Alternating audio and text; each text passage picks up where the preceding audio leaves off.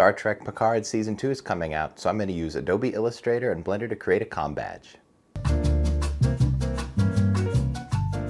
Okay, so Star Trek The Next Generation was my Star Trek, and being able to watch some of those characters come back, to be able to go back to that world in a way with Star Trek Picard was a lot of fun.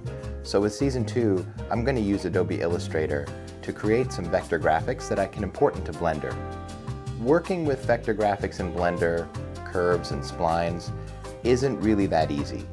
And I find that using other tools for certain tasks makes Blender even more powerful.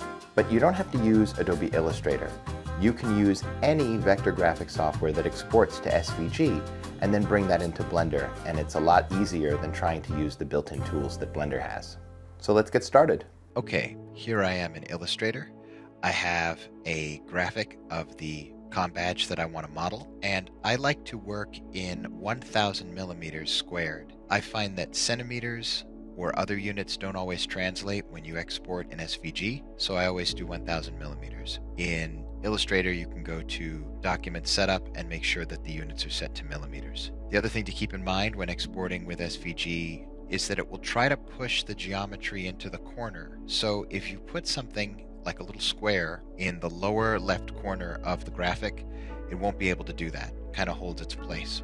At least that's the habit I've gotten into doing. So that I can see what I'm doing, I'm going to change my stroke to red, and I'm giving myself a clear fill, and I'm going to give myself a nice fat line. None of these settings will translate when brought into Blender. They'll just come in as clear, perfect curves. So you can kind of do whatever feels right for you here. My workflow with vectors is to do all of a particular thing. So I make all of the points, then I model all of the handles, and if I remember to do it, I like to go clockwise and try to get those curves to sit right at the edge of the original. One of the cool features in Illustrator that I like is that you can make a rounded corner by using these little rounded corner handles. So I'm going to do that to all 4 corners. That's going to make my finished product look a little bit more realistic. Since I want it to look like metal that was cast at some point, it's not going to have a perfect, clean, geometric edge. It's going to have a little bit of bevel.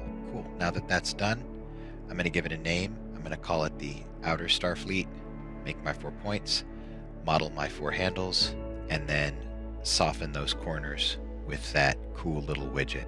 If you don't have that widget, you can always create 2 points at the corner instead, and then model the handles to make it look beveled.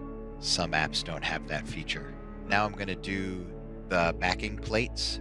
The bottom part of the backing plate has to be where it needs to be, but the top part of the backing plate just has to live inside of the shape of the Starfleet arrowhead. So I don't really care what it looks like on that part, just so long as it doesn't poke out or dip into the hole of the Starfleet arrowhead. I'm also going to give it a little bevel on the corners there too. I gave them all nice names. Now it's time to export. I'm going to save as SVG, and I think the default settings are fine. Now I'm in Blender. Bye-bye default cube. Importing my SVG is really straightforward. File import, and you can see everything sits in the exact location that I put it in relative to that corner square, which I'm going to delete that corner square. And then I'm going to take each of these 4 curves and I'm going to change them from 2D to 3D. I want to be able to move those points in 3 dimensions. When I do that, these curves are no longer visible when rendered. They're just empty wires that exist in space. I'm going to hide my 2 backing plates and then take my Starfleet arrowheads and convert each one of them to a mesh, and then I'm going to join them. So basically I have one object that has those 2 meshes inside of it. And I'm going to use bridge edge loops and then extrude to pull it up. There's something kind of magical about taking a 2-dimensional object and turning it 3D. I'm going to use the same process on my backing plates. I'm going to take each one, convert them into meshes, select them both, join, fill with F, and then extrude. But I'm not going to bring them up quite as high. And there you have it, 2 objects that make my comm badge. All right, next step, I'm going to hide those, and I'm going to create a nice little set so that I can make a finished rendered product. A basic plane that I go into edit mode, select the back line, and extrude. Bring it up, and then select that same corner and bevel. Get a nice round bevel so that the shadow isn't harsh. Go back to object mode and use shade smooth. Now I have a nice little backdrop. Then I'm going to add another plane that I'm going to turn into my light. And I want my light to have a little bit of character. So I'm going to make it kind of narrow in edit mode, and then I'm going to duplicate, still in edit mode, so it all stays as one object. And now I have kind of like a fluorescent overhead light. Maybe this is something you'd see at the mess hall on Voyager or something like that. And I'm going to stretch them out so that they take up a bit more space and move them up and out of the way. There's my basic set. Next step, I'm going to make that light a real light. So I'm going to select my light object, make a new texture, use control space so that I can concentrate on my nodes. And I'm going to get rid of the principled BSD and replace it with a simple emission shader. It's white with strength 10. I'm going to go into cycles so that I can see what it looks like. And that's more or less what I want. Just a glowing set of bars.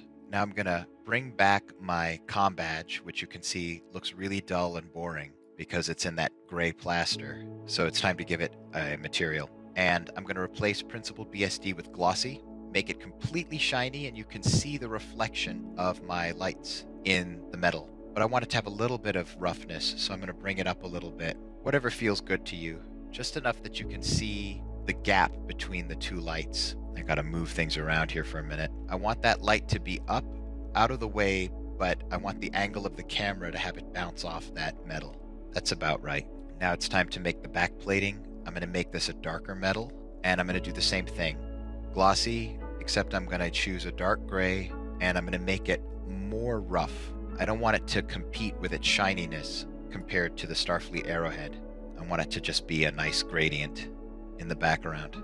This is okay, but I want to make the metal look like it has a little bit of a pillow effect. I could go through the trouble of modeling the geometry, but a quicker, easier way to do it is to just add a bevel node and plug it right into glossy.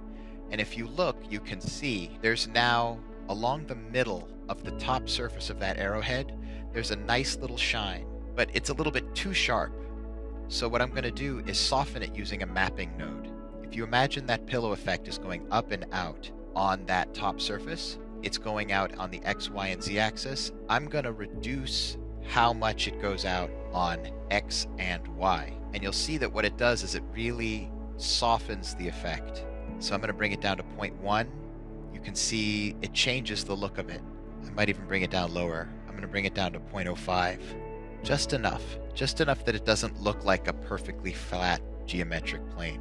Another thing that I want to do, I'm going to go back into edit mode. I want to get in really close. I'm going to select that top outer edge loop for the Starfleet arrowhead, and I want to bevel just a little bit, because although my bevel node inside of the material does do some work, it can't really fake the geometry beyond a certain point. So I'm actually going to add softened geometry around the edge here. Do the same thing on the inner edge loop for this Starfleet arrowhead, just a little bit. If I want it to be super precise, I might try to take down numbers, but a lot of times what I do is by feel. Now when I bring it back into cycles, you can see that tiny thin silk line of light. Little details like that make me happy. All right, and then we're gonna balance it against the light, and it's done. So I'm gonna leave you with the finished render. Thanks for joining me.